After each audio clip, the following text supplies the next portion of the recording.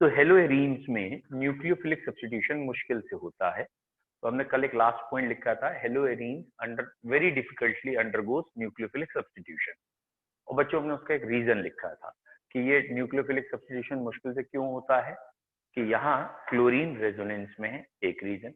Due to resonance वहां पे pi bond character आता है, टूटना मुश्किल।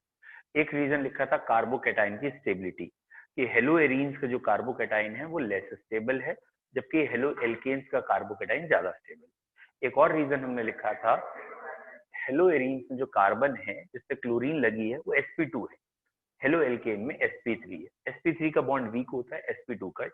फिर हमने एक पॉइंट और कहा था, वो आपको कहा था नोट करके लिख लीजिएगा, कि अगर कभी if there is -m group is present at ortho and para position of halogen, then it facilitates, it increases rate of nucleophilic substitution reaction. तो अगर -m ग्रुप मौजूद होगा और वो भी ऑर्थो और पैरा पे, तो वो न्यूक्लियोफिलिक सब्स्टिट्यूशन बढ़ा देगा। ये वाला क्वेश्चन हमारे यहाँ बहुत आता है कि प्रूव करो कि ये ऑर्थो और पैरा पे ही क्यों बढ़ाएगा, मेटा पे क्यों नहीं बढ़ाएगा। तो बेसिकली जिस बच्चे को रेजोनेंस की नॉलेज है तो उसे दिक्कत कम आएगी, और जिन्हें रेजोनेंस में प्रॉब्लम है वो क्लियर कर लीजिए, पहले रेजोनेंस फिर क्वेश्चन। ठीक है, नाउ ये है हमारा बेसिक पहली रिएक्शन, कि ये रही बेटा क्लोरोबेंजीन। ओके, और क्लोरोबेंजीन की कही गई NaOH से रिएक्शन करिए एट एसटीपी कंडीशंस कह रहे हैं, स्टैंडर्ड टेम्परेचर 298 केल्विन या 273 kelvin, 0 degree centigrade, standard pressure 1 बार। तो जब इसकी NaOH से करेंगे तो क्या होगा? आंसर है नथिंग विल हैपन। यहाँ से क्लोरीन इस टेम्परेचर प्रेशर पे नहीं हटने वाली। तो ये क्लोरीन हटा के दिखाई एक साइंटिस्ट ने, और भाई जब ये काम किया तो उसने अपने नाम से रिएक्शन दे दी, इसका नाम रख दिया है डॉज प्रोसेस। ठीक है, तो डाउ प्रोसेस और डॉज प्रोसेस में क्या किया, उन्होंने क्लोरोबेंजीन ली, NaOH से रिएक्शन कराई एट वेरी ड्रास्टिक कंडीशन। ध्यान से देखिए कंडीशंस कितनी अलग है। इन्होंने ऑलमोस्ट 300 एटमॉस्फियर, ठीक है, 300 एटमॉस्फियर प्रेशर लिया। इस समय का प्रेशर 1 एटमॉस्फियर है, इससे 300 गुना ज्यादा प्रेशर ले लिया है, और टेम्परेचर भी नियरली 623, 25 ऐसे 623 केल्विन है, लगभग 250-300 डिग्री सेंटीग्रेड। जब ये ड्रास्टिक कंडीशन की तब ये प्रोडक्ट इन्हें मिल गया, that is known as ONA, sodium phenoxide.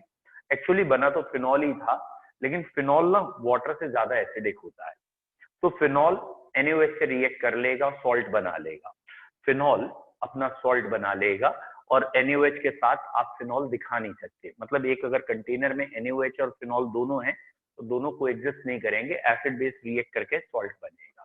और साथ में आप इसके बाद कह सकते हैं, ठीक है, अगर आपको दिख रहा हो कि हम यहाँ एसिडिक हाइड्रोलिसिस कर दें, मतलब आपको क्लियर है ना, हमने यहाँ पानी ऐड कर दिया है, इसको ऐसे जनरली दिखा देते हैं H3O पॉजिटिव, मतलब हमने HCl डाल दिया, कोई और स्ट्रॉन्ग एसिड डाल दिया वाटर के प्रेजेंस में।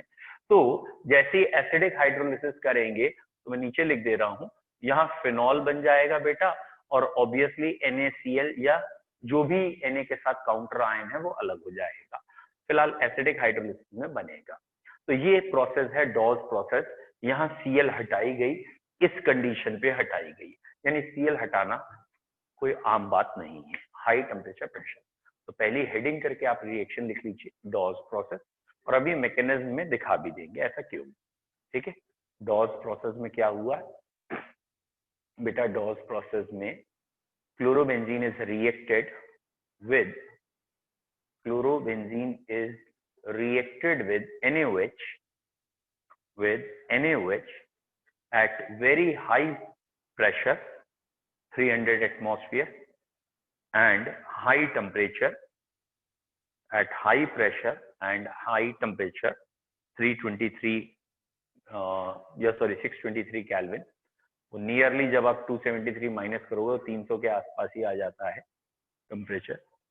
ठीक है, and then sodium phenoxide obtained, sodium phenoxide obtained, sodium phenoxide obtained which on hydrolysis gives sodium phenoxide obtained, which on acidic hydrolysis gives phenol. Sodium phenoxide obtained, which on acidic hydrolysis gives phenol. Which on acidic hydrolysis gives phenol. Reaction लिख लीजिए बेटा.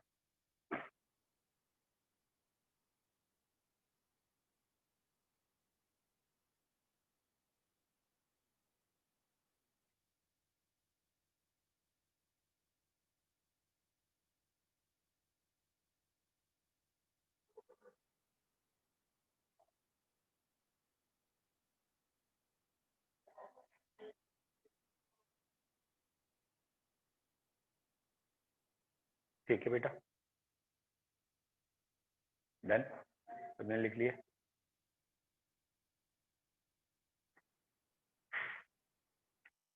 अब इसको आप चाहे mechanism से समझ लें, बात वही है, ठीक है, या डायरेक्ट ही इसे याद रखें, ठीक, कि अब अगर बेटा ये कंडीशन है, मान लीजिए दिस वन, ये रहा आपका फिनॉल, सॉरी ये रहा क्लोरोबेंजीन और यहाँ लगा है NO2, ठीक है. और अब वो ये एनसीईआरटी में वैल्यूज हैं, एक बार वैल्यूज देख के एग्जैक्ट वही वैल्यूज लिखें तो ज्यादा अच्छा है कि यहाँ भी NO2 है, यहाँ भी NO2 है, यहाँ भी NO2 है, ठीक है. एनसीईआरटी में 3 अलग अलग वैल्यूज दे रखी हैं, मुझे अभी तीनों वैल्यू याद नहीं है, लेकिन आपको कंसेप्ट के हिसाब से बता रहा हूँ कि यहाँ अगर एक NO2 लगा होगा ना तो ये शायद टेम्परेचर 440 केल्विन पे आ जाएगा और प्रेशर भी रिड्यूस हो जाएगा, 300 एटमॉस्फेयर की जरूरत नहीं पड़ेगी और ये प्रोडक्ट इजीली बनेगा. मतलब पहले से लेस टेम्परेचर में बना है. फर्स्ट सेकंड मैंने यहीं पे हाइड्रोलिसिस विद वाटर लिख दिया तो ये सीधा आप फिनॉल बना सकते हो और ये बन गया ऑर्थो नाइट्रोफिनॉल, ठीक है. ऑर्थो नाइट्रोफिनॉल, यहाँ हाइड्रोजन बॉन्डिंग होती है तो ये याद भी रखना है, इसमें इंट्रामोलिकुलर हाइड्रोजन बॉन्डिंग होती है, इसलिए इसका बॉइलिंग पॉइंट थोड़ा कम है. और ये वाली रिएक्शन आप कह सकते हो नियरली 300 केल्विन यानी हमारे रूम टेम्परेचर पे ही हो रही है, ठीक है.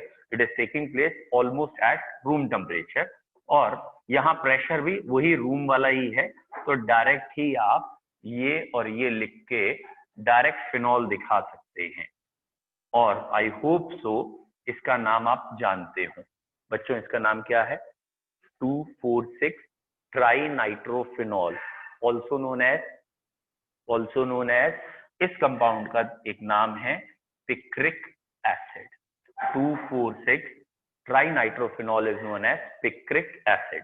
ध्यान से देखो, इसमें COH ग्रुप तो है नहीं, कार्बोक्सिलिक एसिड तो है नहीं, फिर भी इसका नाम एसिड है. क्यों एसिड है?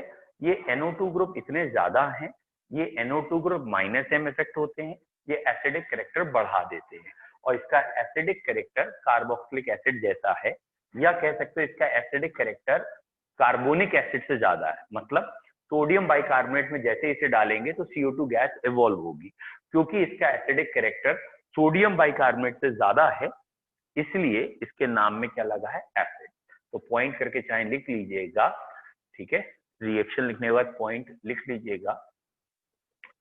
2,4,6 tri nitrophenol is known as picric acid. 2,4,6 trinitrophenol is known as picric acid. ठीक है. It is more acidic than carbonic acid, H2CO3. It is more acidic than carbonic acid, H2CO3. ये carbonic acid से ज्यादा acidic है. It is more acidic then carbonic acid, ठीक है, more acidic then carbonic acid, ठीक. और बच्चों ये क्यों कहते हैं, what is the point more acidic then carbonic acid? इसका क्या लॉजिक है? मैंने कार्बोनिक का नाम क्यों लिया, बाकी किसी का नाम क्यों नहीं लिया? ठीक है, बोलो बच्चों. इसका रीजन ये है कि ये जो है ना कार्बोनिक एसिड, उसका सॉल्ट है NaHCO3.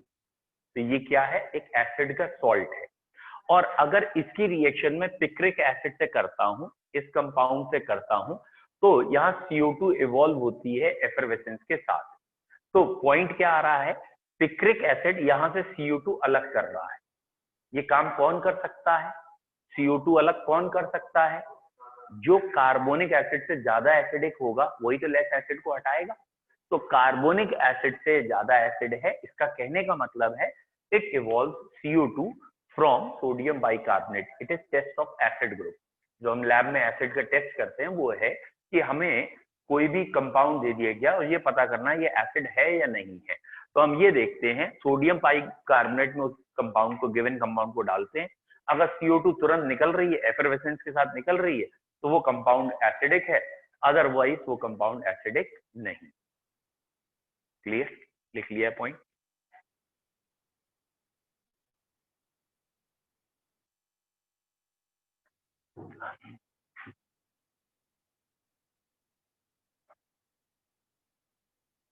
बच्चों एक बार इस पॉइंट को समझने की कोशिश करिए, और जिन बच्चों ने रेजोनेंस नहीं पढ़ी उन्हें थोड़ा सा तो दिक्कत आएगी, लेकिन ये मेरी गारंटी, अगर कोशिश करोगे तो आ जाएगा। क्या है पॉइंट? ये रहा बेंजीन की रिंग और यहां लगा है Cl जो हमें हटाना है। डन? रिएक्शन करानी। लेट सपोज मैं एकदम बेसिक मैकेनिज्म की बात कर रहा हूं, एकदम बेसिक, कि ये न्यूक्लियोफिलिक सब्स्टिट्यूशन हो नहीं तो न्यूक्लियोफाइल अटैक करने आएगा, तभी तो न्यूक्लियोफिलिक सब्स्टिट्यूशन। ये न्यूक्लियोफाइल अटैक करने आया, लेट सपोज ये इलेक्ट्रॉन ऐसे चले गए, मतलब सबसे पहले पाई बॉन्ड पे अटैक हुआ, पाई के इलेक्ट्रॉन इधर चले गए, तो किधर नेगेटिव चार्ज आया, किधर पॉजिटिव? क्लियर? ये बेसिकली इलेक्ट्रॉन नेगेटिव चार्ज है, ये नेगेटिव आ गया, यहाँ पॉजिटिव। पॉजिटिव पे कौन चला जाएगा? OH। ये OH यहां चला गया। यहां तक क्लियर? ये एरो समझ में आ रहा है? ये एरो कर्व लगाया करिए, क्योंकि ये कन्वेंशन है कि हमें रेजोनेंस वाले एरो कर्व से दिखाने हैं। तो बेटा यहां तक ये कंडीशन हो गई, यहाँ OHCl आ गया और यहाँ पे है एक तरीके से नेगेटिव चार्ज। Any doubt? ठीक है, यहां तक तो क्लियर है सबको? इसके बाद ये नेगेटिव चार्ज रेजोनेंस कंप्लीट कर लेगा एंड फाइनली अगले स्टेप में ये Cl पॉजिटिव निकल जाएगा, और सॉरी Cl नेगेटिव निकलेगा, तो प्लस माइनस मिलके बॉन्ड बना लेंगे। ओके, तो ये एक बेसिक मैकेनिज्म हुआ, ऐसे होता है। ठीक, फिलहाल हमें जो समझना है वो क्या है? हमें बेटा ये समझना है कि यहाँ पे लेट सपोज, मैं जानबूझ के दोबारा दिखा रहा हूं आपको कि आपका दिमाग थोड़ा चले और समझ में आ जाए आपके। ये है बेटा बेंजीन की रिंग, मैंने पिछले जैसा ही बनाया है और मैंने यहां दिखा दिया है N double bond O single bond O, यानी मैंने ऑर्थो पोजीशन पे क्या लगा के दिखाया है? Nitro group. ओके, ये रहा Cl, ये आया बेटा OH नेगेटिव अटैक करने। ठीक, ठीक है। अब पहला स्टेप आपको अगर समझ में आ गया हो, ये नेगेटिव मैंने इसी कार्बन पर रोक दिया है, तो बेटा पहले स्टेप में ये नेगेटिव यहां चला गया है। तो बच्चों क्या ये क्लियर है अभी तक आपको? दिस यहाँ Cl, यहाँ OH और यहाँ N डबल बॉन्ड OO, और यहाँ पे अभी एक नेगेटिव है। क्या बेटा ये नेगेटिव चार्ज रेजोनेंस में जा रहा है? क्या ये नेगेटिव चार्ज NO2 के साथ रेजोनेंस कर रहा है? Getting my point? हो रहा है या नहीं हो रहा बताइए? ये नेगेटिव चार्ज NO2 के साथ रेजोनेंस कर रहा है। कैसे? बेटा ये जो नेगेटिव चार्ज इस कार्बन पे है ना, ये वाला नेगेटिव चार्ज, ये नेगेटिव चार्ज इन दोनों के बीच में आएगा, और जब ये इन दोनों के बीच में आएगा तो नाइट्रोजन की वैलेंसी खाली होगी, तभी तो आएगा। तो नाइट्रोजन का ये वाला इलेक्ट्रॉन यहां चला जाएगा, यानी ये नेगेटिव चार्ज किसके साथ रेजोनेंस कर सकता है? तो ये वाला नेगेटिव चार्ज जो ये बर्न टूटने की वजह से आया था, वो इस NO2 ग्रुप में रेजोनेंस में जा सकता है। दैट मीन्स ये जो NO2 है ये इस नेगेटिव चार्ज को स्टेबलाइज कर रहा है। बेटा ये समझो केमिस्ट्री में जितने चार्ज स्कैटर होते जाएंगे, जितना कोई दूसरा चार्ज को खींचते जाएगा, उतनी वो चीज स्टेबलाइज मानी जाएगी। तो ये नेगेटिव चार्ज एक तरीके से इंटरमीडिएट है यहाँ का कार्ब एनाइन, और ये इंटरमीडिएट ये NO2 स्टेबल कर रहा है। अब बेटा अगर इंटरमीडिएट स्टेबल होता है तो क्या होता है? कंपाउंड रिएक्टिव होता है, रिएक्शन फास्ट होती है। तो ये वाली रिएक्शन इस NO2 ने तेज करा दी। डन? पहले ध्यान से देख लो, ठीक है? मैं भी दोबारा बना दूंगा। अब एक चीज चेंज करता हूं बेटा, ये वाली जो कंडीशन है इसमें मैंने कहा NO2 यहां लगा है, ठीक है, ये लगा है NO2 मेटा पोजीशन पे। बेटा पहली बार नेगेटिव चार्ज तो यही आएगा, पाई बॉन्ड कैसे भी आप तोड़ लें, पाई बॉन्ड जब आप तोड़ेंगे तो ये OH आया, ये NO2 आया, ये रहा N डबल बॉन्ड OO। अब जरा ध्यान से देखिएगा, जब ये नेगेटिव चार्ज इन दोनों के बीच में जाएगा तो ये वाला पाई बॉन्ड कूद के यहां आएगा। Is it clear? क्या ये नेगेटिव चार्ज इस NO2 में जाता हुआ लग रहा है आपको? देखिए नेगेटिव सिंगल सिंगल डबल, तो ये वाला नेगेटिव चार्ज क्या इस NO2 में जाएगा? नो बोलो क्लियर है? तो नेगेटिव चार्ज NO2 में जा ही नहीं रहा, तो मेटा पे जब NO2 लगा है तो वो NO2 नेगेटिव चार्ज को स्टेबलाइज, पॉइंट समझ में आ रहा है? एक बारी और समझिए, एक बारी और समझा रहे हैं। ये रहा NO2 पैरा पोजीशन पे, भैया मैं एक ही में बना रहा हूं लेकिन एनसीईआरटी में भी तीनों अलग अलग हैं, आपको भी तीनों अलग अलग ही समझने हैं। बताइए अब जरा ध्यान से देखिए, इसे मैं फिर से कहता हूं कि फिर से बनाते हैं, ठीक है, क्योंकि आपका ब्रेन तब अच्छा चलेगा जब आप एक आध बारी खुद भी ट्राई करेंगे। अब ये NO2 पैरा पे लगा है, ठीक है, आमने सामने लगा है, ये बॉन्ड टूटा, यहां Cl के साथ OH आया, ये इलेक्ट्रॉन अभी यहां रुके, ये नेगेटिव आया, ये नेगेटिव आया, बाकी बॉन्ड ये है। अब बताइए नेगेटिव कहां जाएगा अगले स्टेप में? वेरी गुड, अगले स्टेप में ये नेगेटिव इन दोनों के बीच में आया, ये वाला पाई बॉन्ड टूटा, ये पाई बॉन्ड कहां जाएगा टूट के? या तो आपकी इच्छा यहीं पे कार्बन पे रोक दीजिए, और अगर आपको समझ में आ गया हो तो ये पाई बॉन्ड इन दोनों के बीच में जा सकता है और तब ये इलेक्ट्रॉन यहां जा सकते हैं। तो अगर आपको दिख रहा हो ये वाला नेगेटिव चार्ज इस NO2 में इन्वॉल्व, तो NO2 जब ऑर्थो पे लगा था तो भी इंटरमीडिएट स्टेबलाइज हो रहा था, NO2 जब पैरा पे लगा है तो भी इंटरमीडिएट स्टेबलाइज हो रहा है, लेकिन NO2 जब मेटा पे लगा था तो इंटरमीडिएट स्टेबलाइज, और इसीलिए जब भी NO2 ऑर्थो और पैरा पे लगा होगा इंटरमीडिएट स्टेबलाइज कंपाउंड रिएक्टिव, और अगले स्टेप में Cl प्लस निकल जाएगा, Cl माइनस निकल जाएगा और ये न्यूक्लियोफिलिक सब्स्टिट्यूशन रिएक्शन हो जाएगी। Is it clear? समझ में आया? Reason clear? ये आपको ना एग्जाम में बना के दिखाना होगा, ये एनसीईआरटी में बना हुआ है, एग्जाम में आपको ये ड्रॉ करके दिखाना होगा कि ये नेगेटिव चार्ज रेजोनेंस में कैसे जा रहा है और उसमें क्यों नहीं जा रहा। बना लें, ठीक है? नहीं, कॉमन सेंस है, एग्जाम में जब भी पेपर बनता है तो क्वेश्चन के नंबर की वेटेज के हिसाब से हमें लग जाता है हमें कितना काम करना है। अगर एग्जामिनर कह रहा है ना कि भाई मेटा पोजीशन पे क्यों नहीं हो रहा, ड्रॉ द स्ट्रक्चर, तो खाली मेटा का बनाओगे वहां का स्ट्रक्चर, और वो मैक्सिमम 2 मार्क्स का होगा। और जब वो कहेगा भैया compare with ortho and para, और वो 3 मार्क्स का होगा, तो आप 2 बना दीजिए एटलीस्ट, एक तो मेटा बनाना है वहां नहीं हो रहा, एक ऑर्थो या पैरा बना दीजिए। एंड आई होप सो जो पैरा जानता है, समझ में आ रहा ना, पैरा जानता है वो ऑर्थो तो जानता ही जानता है, क्योंकि ऑर्थो में तो डायरेक्ट यही लगा तुरंत हो जा रहा है, पैरा में तो फिर एक स्टेप बढ़ के आ रहा है, फिलहाल बनाने पड़ेंगे इसलिए याद कर लीजिए। और जिन बच्चों को रेजोनेंस नहीं आती उनके लिए मैं बता रहा हूँ, रेजोनेंस में एक कंडीशन आप याद करिए, लोन पेयर सिंगल डबल, इसे रेजोनेंस कहते हैं, या pi bond single bond pi bond हो, lone pair single bond pi bond हो, तो ये कंडीशन है रेजोनेंस की।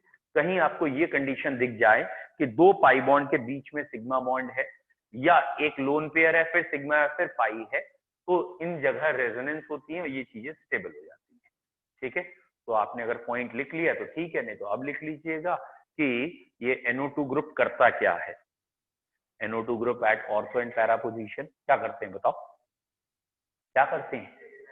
या तो आप कहोगे स्टेबलाइजेस द इंटरमीडिएट, एक तरीका, और कुछ बच्चे इसे ऐसे भी एक्सप्लेन कर लेते हैं, सुन लो बच्चों, कि NO2 एक -M ग्रुप है, -M का काम होता है इलेक्ट्रॉन खींचना, कहां से खींचना? अपनी ऑर्थो और पैरा पोजीशन से। तो आप ऐसे भी कह सकते हैं ये एक -M ग्रुप है, ये इलेक्ट्रॉन अपनी पैरा पोजीशन से खींचेंगे। बेटा जब यहाँ इलेक्ट्रॉन खींचेंगे तो यहाँ इलेक्ट्रॉन डेंसिटी कम हो जाएगी, इलेक्ट्रॉन डेंसिटी कम हो जाएगी तो न्यूक्लियोफाइल जल्दी अटैक करेगा, न्यूक्लियोफाइल को क्या चाहिए? प्लस चार्ज, तो और ये इलेक्ट्रॉन खींच लेगा, तो जब ये इलेक्ट्रॉन खींचेगा तो न्यूक्लियोफाइल और जल्दी अटैक। तो आप दो तरीके से एक्सप्लेन कर सकते हैं।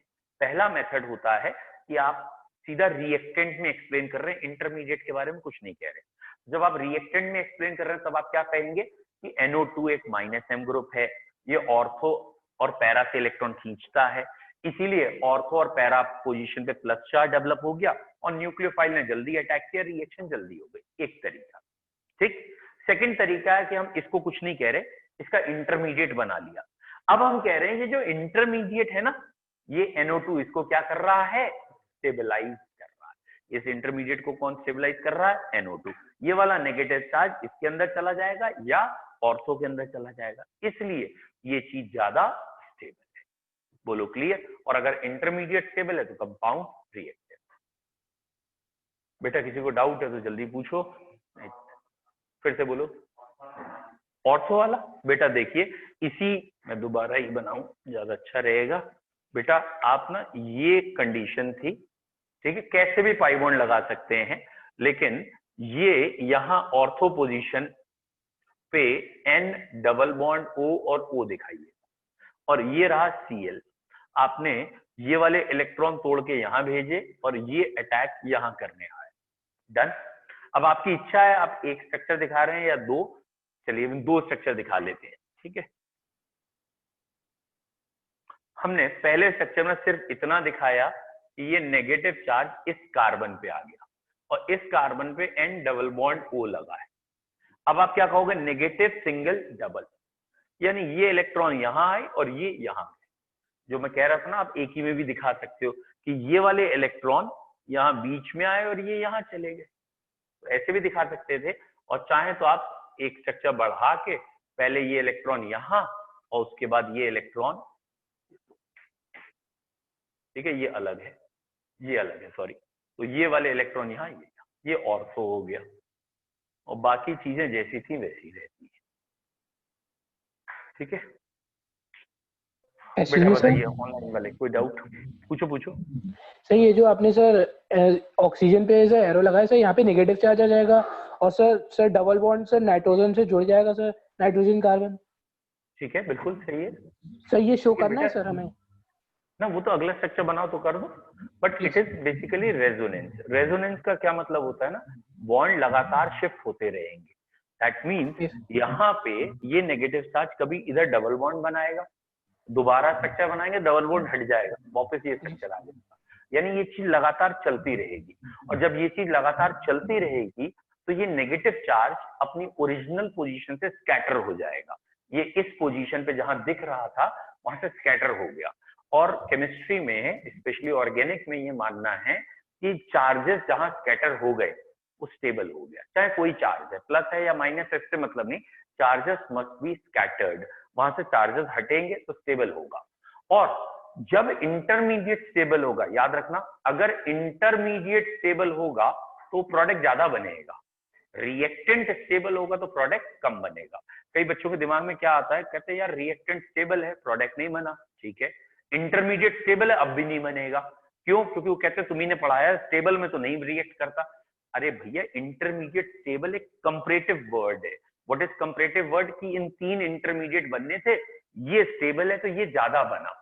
अब इंटरमीडिएट को तो प्रोडक्ट में जाना ही जाना है, तो जो इंटरमीडिएट स्टेबल है वो ज्यादा बना तो उसका प्रोडक्ट भी ज्यादा बनेगा।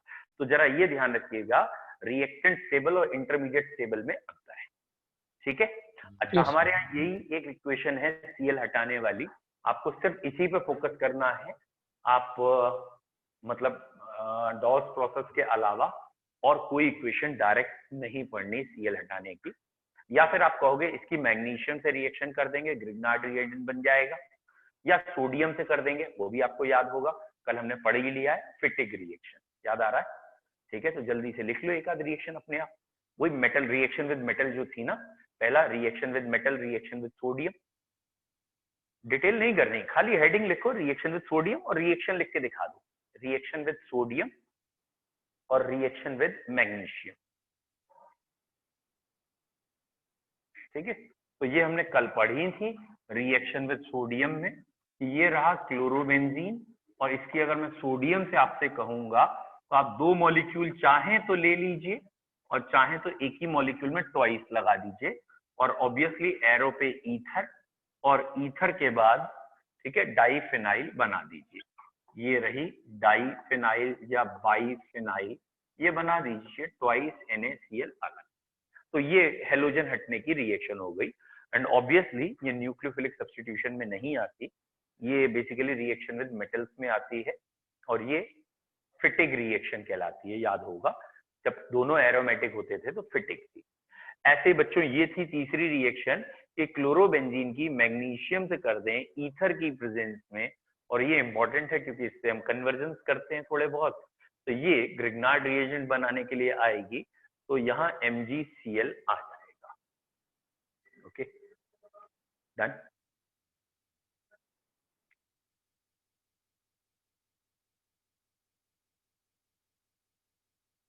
डन डन सर नीचे वाली रहने दीजिएगा। ठीक है।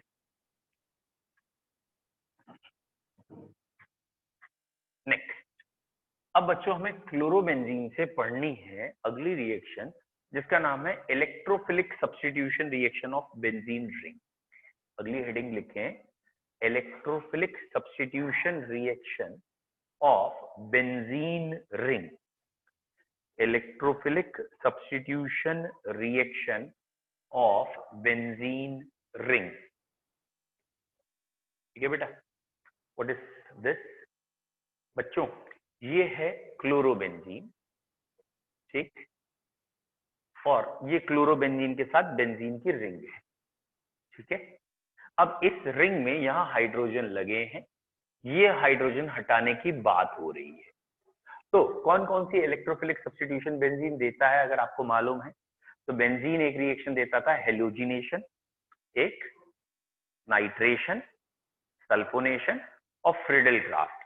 तो बेंजीन की मेनली ये रिएक्शन 11th में आपने पढ़ी है, हेलोजिनेशन, नाइट्रेशन, सल्फोनेशन। ठीक है, तो अगर मैं इसकी कह रहा हूं हेलोजिनेशन करो, तो बेसिकली कहने का मतलब है इसकी क्लोरीन से रिएक्शन करो FeCl3 की प्रेजेंस में।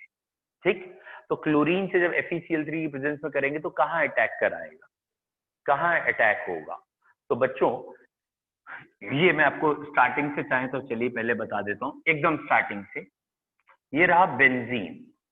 बेंजीन एक सिमेट्रिकल है, हर पोजीशन एक जैसी है, उसमें कोई डिसिमेट्री नहीं है, सारे H एक जैसे थे। तो अगर बेंजीन का हेलोजिनेशन करते हैं तो भैया क्लोरोबेंजीन बनती है, तो ये क्लोरोबेंजीन बन गई बेंजीन के हेलोजिनेशन से। ठीक, लेकिन अब रिंग सिमेट्रिकल नहीं है।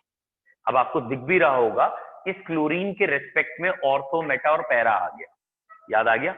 1 2 ऑर्थो है, 1 3 मेटा है और 1 4 पैरा है। तो अब रिंग सिमेट्रिकल नहीं है। तो अब जब दोबारा हेलोजिनेशन करेंगे तो ये ग्रुप गाइड करेगा, और इसके लिए हम इसका वर्ड यूज करते हैं डायरेक्टिव इन्फ्लुएंस। इसका एक डायरेक्टिव इन्फ्लुएंस होगा कि ये कैसा ग्रुप है। तो केमिस्ट्री में दो टाइप के ग्रुप होते हैं, एक ग्रुप कहलाते हैं प्लस एम ग्रुप, और प्लस एम ग्रुप कहलाते हैं ऑर्थो एंड पैरा डायरेक्टिंग। तो हम ये जो रिएक्शन पढ़ रहे हैं ये कहलाती है इलेक्ट्रोफिलिक सब्स्टिट्यूशन, और इलेक्ट्रोफिलिक सब्स्टिट्यूशन में जो प्लस एम ग्रुप है वो क्या है? Ortho and para directing. और जनरली ये ग्रुप कहलाते हैं activating group. Activating group, what is the meaning of activating group? कि ये वाली रिएक्शन अगर 15 डिग्री पे हुई है तो अगली वाली रिएक्शन उससे कम टेम्परेचर पे होगी, उससे जल्दी हो जाएगी। और अगर कोई प्लस एम ग्रुप है तो पोजीशन कौन सी? Ortho and para. What is the meaning of ortho and para? कि जब दोबारा क्लोरीनेशन करोगे तो ये दोबारा क्लोरीनेशन पे ऑर्थो पे अटैक करवाएगा और पैरा पे करवाएगा। कहाँ कहाँ अटैक करवाएगा? ऑर्थो और पैरा, मेटा पे नहीं कराएगा। तो ये ग्रुप कैसा है? Ortho and para. चलिए पॉइंट सुनिए बेटा, यहाँ क्या एक्सेप्शन है वो सुनिए। ये बात सही है कि क्लोरीन एक प्लस एम ग्रुप है, chlorine is a plus M, और प्लस एम ग्रुप होने के नाते ये ऑर्थो एंड पैरा डायरेक्टिंग भी है। प्लस एम है, ऑर्थो एंड पैरा डायरेक्टिंग है, बट इट इज, ये एक्टिवेटिंग नहीं है, it is weekly deactivating group. It is weekly deactivating group का मतलब समझ में आया कि क्लोरीन को होना तो चाहिए एक्टिवेटिंग, मतलब रिएक्शन जल्दी होनी चाहिए, लेकिन प्रैक्टिकली जब इसको एक्सपेरिमेंट करते हैं तो प्लस एम होने के बावजूद, ऑर्थो एंड पैरा डायरेक्टिंग होने के बावजूद ये थोड़ा सा क्या है, deactivating. What is the sense of deactivating? कि यहां से यहां रिएक्शन हुई सपोज 60 डिग्री पे, तो यहां होनी चाहिए 50 डिग्री पे ही, लेकिन ये रिएक्शन हो रही है 90 डिग्री पे। यानी पहले बेंजीन ज्यादा रिएक्टिव थी, अब क्लोरीन आने के बाद इसकी रिएक्टिविटी कम हो गई, ये रिंग थोड़ी सी क्या हो गई, डीएक्टिवेट हो गई, इसलिए पहले से रिएक्शन धीरे हो रही। ठीक है, कोई बच्चा बताएगा? पहला पॉइंट क्लोरीन प्लस एम क्यों है, फिर दूसरा पॉइंट एक्टिवेटिंग डीएक्टिवेटिंग। पहले क्लोरीन प्लस एम क्यों है? सर क्योंकि क्लोरीन रेजोनेंस शो करती है सर, उस पे लोन पेयर्स ऑफ इलेक्ट्रॉन है। चलिए ये आंसर सही है, बाकी बच्चे भी याद कर लीजिए कि plus M group are those which increases electron density on benzene ring. वो ग्रुप प्लस एम ग्रुप होते हैं जो बेंजीन रिंग को इलेक्ट्रॉन देते हैं। तो यहाँ जो क्लोरीन है, ये chlorine lone pair benzene ring की तरफ भेज रही है। क्योंकि ये लोन पेयर आगे दे रही है तो ये ग्रुप प्लस एम है। तो आपको क्या कहना है, अगर कोई कहता है why chlorine is plus M, तो प्लस एम का मतलब है इलेक्ट्रॉन डोनेटिंग। तो आप सिंपल कहेंगे chlorine has lone pair and it increases electron density on benzene ring. क्योंकि ये लोन पेयर आगे की ओर पुश कर रहे हैं, इसलिए ये कैसे ग्रुप है बेटा, प्लस एम ग्रुप है। तो पहला पॉइंट तो क्लियर हो गया। तो क्लोरीन प्लस एम ग्रुप है, ये समझ में आ गया। तो केमिस्ट्री में बेटा दो तरह के ग्रुप होते हैं, one is termed as plus M, one is termed as minus M. जो बेंजीन से पीछे से इलेक्ट्रॉन खींच लेते हैं, दूसरे के इलेक्ट्रॉन ले लेते हैं, वो माइनस एम। जो बेंजीन को इलेक्ट्रॉन देंगे प्लस एम। प्लस एम की बेस्ट पहचान यही है, लोन पेयर होगा डायरेक्टली अटैच एटम पे, ये प्लस एम है। अब अगला क्वेश्चन क्या है, प्लस एम है तो इलेक्ट्रॉन तो बढ़ा देने चाहिए क्योंकि ये इलेक्ट्रॉन दे रहे हैं, और अगर इलेक्ट्रॉन बढ़ेंगे तो भैया इलेक्ट्रोफाइल जल्दी आएगा, इलेक्ट्रोफाइल को जल्दी आना चाहिए, तो it should be activating. Plus M activating होते हैं, क्यों होते हैं, प्लस एम ने इलेक्ट्रॉन दिए तो भैया इलेक्ट्रोफाइल जल्दी आया, एक्टिवेटिंग। लेकिन यहां नहीं है ऐसा, क्लोरीन प्लस एम है लेकिन बेटा एक्टिवेटिंग नहीं। बेटा रीजन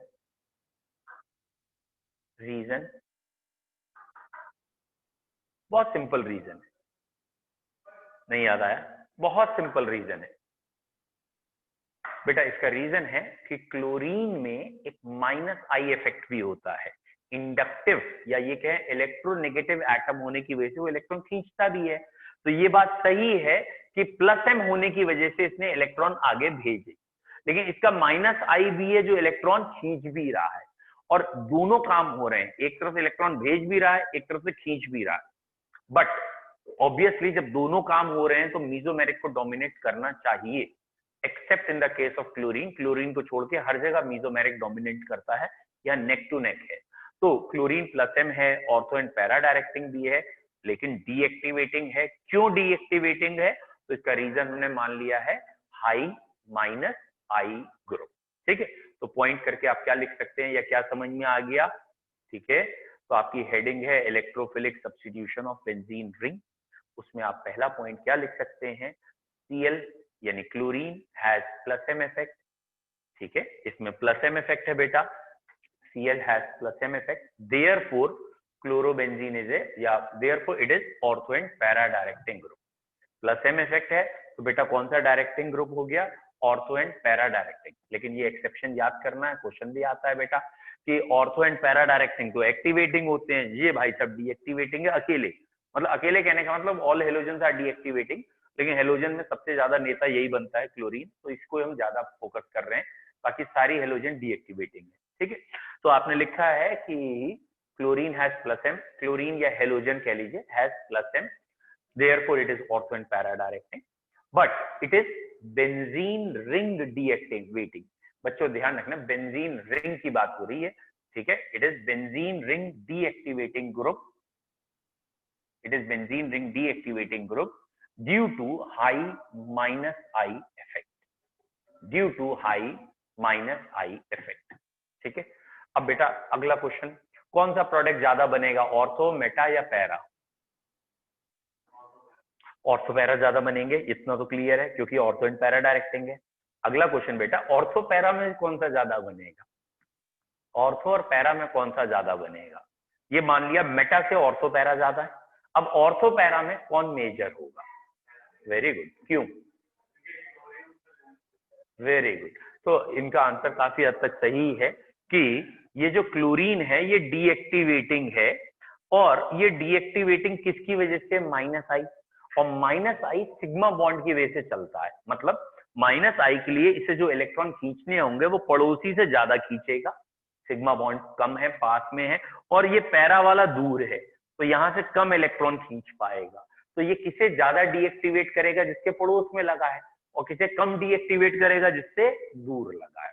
तो कम डीएक्टिवेटिंग यानी कम इफेक्ट कहाँ हुआ? पैरा पे। ज्यादा इफेक्ट कहाँ हुआ? ऑर्थो पे। तो इसीलिए यहाँ पे आपको पैरा प्रोडक्ट मेजर बनाना है। तो यहाँ पे पैरा प्रोडक्ट आर मेजर। तो बच्चों पहला पॉइंट तो ये आया कि यहाँ की इलेक्ट्रोफिलिक सब्स्टिट्यूशन रिएक्शन बेंजीन के मुकाबले स्लाइटली स्लो होंगी। बेंजीन से क्यों थोड़ी सी स्लो होंगी? क्योंकि यहाँ डीएक्टिवेटिंग ग्रुप लगा है।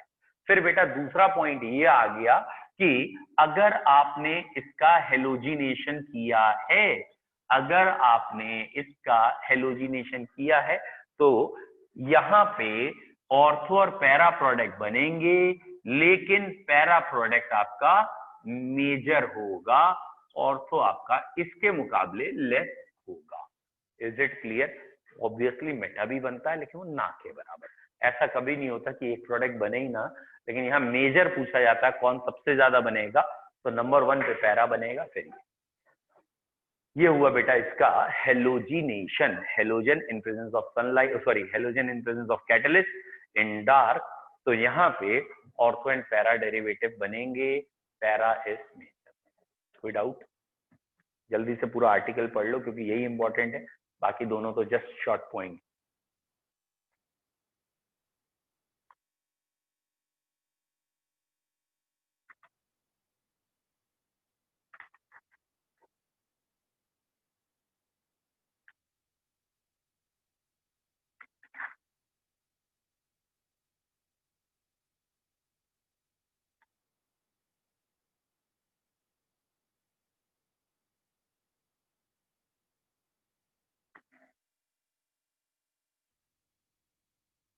डन? डन? कोई डाउट है? पूछो, बोलो बेटा, डाउट? अब बेटा बाकी दो रिएक्शन तो आप खुद भी कर सकते हैं, सिंपल नाइट्रेशन। ठीक है, नाइट्रेशन कैसे होती है? कंसंट्रेटेड HNO3 ले लेते हैं इन प्रेजेंस ऑफ H2SO4, तो ये होता है नाइट्रेशन। तो नाइट्रेशन कहाँ होगा? NO2 आएगा। मेटा पे या पैरा पे? तो ऑब्वियसली पैरा और ऑर्थो आएंगे, और कौन ज्यादा आएगा? पैरा मेजर आएगा। तो अगर आप नाइट्रेशन करेंगे तो पैरा प्रोडक्ट मेजर बन जाएगा। डन? लिख लीजिए नाइट्रेशन। ठीक है, डन?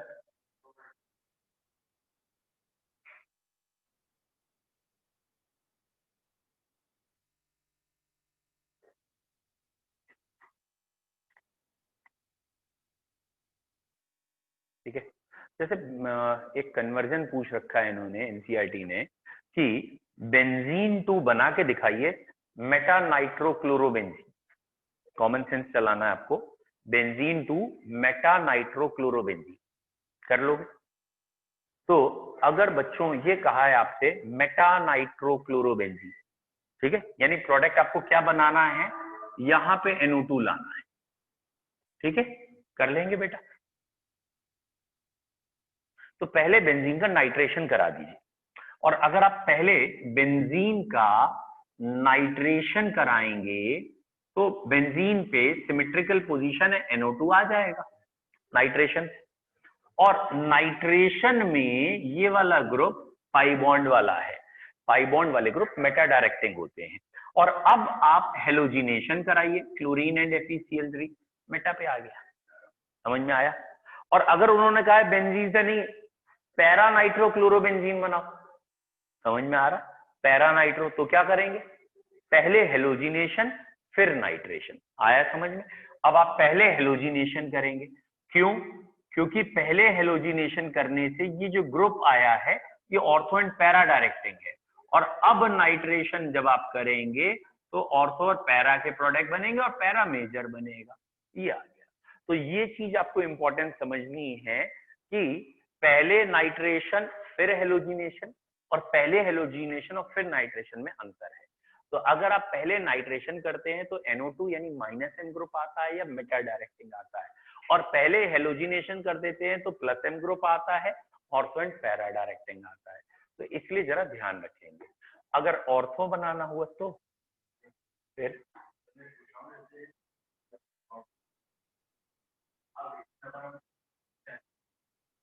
कर लीजिए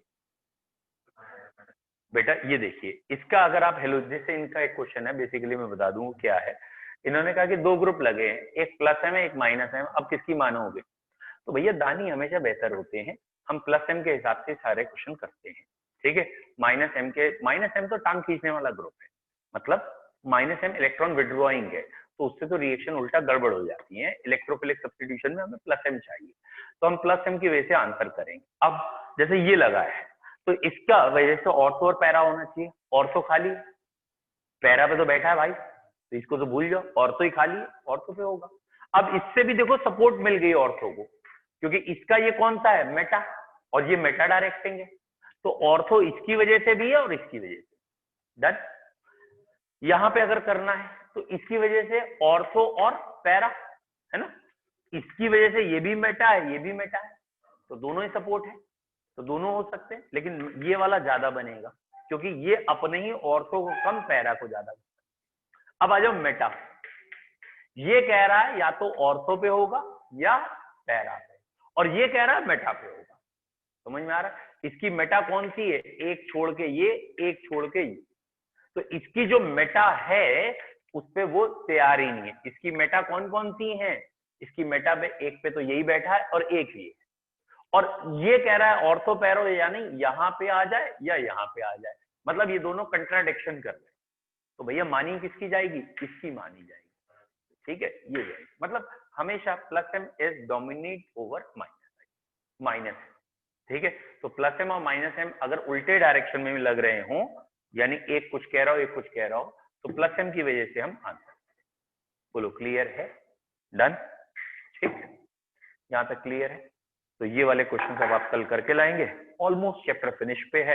कल हम थोड़ी सी, वैसे एनसीईआरटी ने हटा दिया इसके आगे का चैप्टर, इसके आगे का चैप्टर एनसीईआरटी ने कहा इस साल बोर्ड में नहीं देंगे, यहीं तक देंगे। इसमें भी एक दो रिएक्शन उन्होंने हटा दिए हैं, लेकिन फिर भी हमने पढ़ लिए हैं, ठीक है।